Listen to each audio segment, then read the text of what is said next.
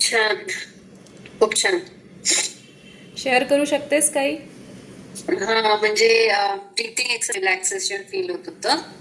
आणि त्याच्यानंतर जेव्हा मंत्र चॅन्टिंग केलं त्याच्यामध्ये खूप असं वाटलं की मी त्या व्हायब्रेशन मध्ये त्या मंत्राच्या ह्याच्यामध्ये आहे. सो ते एक फील खूप छान वाटलं.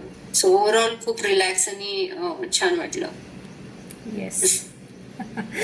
येस. सावेरी. स्ट्रेस मध्ये खूप फरक पडलाय माझ्या.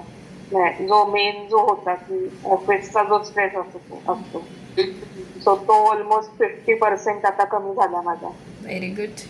आता त्या मी ह्याच्यात आले की ठीक आहे, आता 2च महिने अजून मला काम करायचं. त्या ह्याच्यात मी आता आलेली आहे. नाहीतर आधी जे सारखं काम काम असायचं ऑफिसचं त्याच्या पलीकडे काही नव्हतं. येस. आणि आता म्हणजे जसं कलरिंग किंवा वेगळ्या ऍक्टिव्हिटी, सो ते आता मुद्दाम एक 15-20 मिनिटं का होईना ते स्टार्ट केलं. येस, म्हणजे आता तू सेल्फ सेंटर्ड झालेली आहेस. हा. येस. आणि हे प्रेग्नन्सीमध्ये खूप महत्त्वाचं असतं. कारण प्रेग्नन्सीमध्ये काय असतं, सगळ्यांना वाटतं की बाळाची काळजी, तू हे खा, तू ते खा, तू असं कर, तू तसं कर.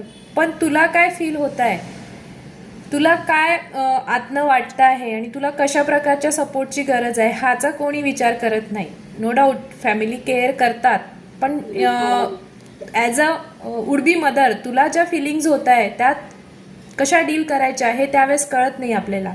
असं होतं आणि आपल्या अपेक्षा वाढतात आणि त्या नाही झाल्या पूर्ण की मग त्रास होतो किंवा मग टेन्शन येतं अशा प्रकारचं. पण हे जर मेडिटेशन सेशन अशा प्रकारे आपण केलं तर ब्रिदिंग एक्सरसाइजसोबत कोऑर्डिनेशन केलं तर हॅपी हार्मोन शरीरामध्ये निर्माण होतात आणि ते हॅपी हार्मोन शरीरामध्ये निर्माण झाल्यामुळे तुमची जी स्टेट ऑफ माइंड आहे ती एक वेगळ्या लेवलला जातं. तुम्ही पॉझिटिव्ह विचार करायला प्रवृत्त होता, तुम्ही तुमचा आणि बाळाचा विचार करायला प्रवृत्त होता.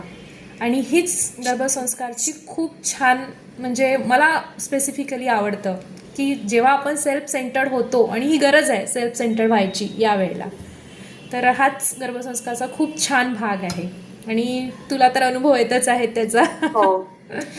येस.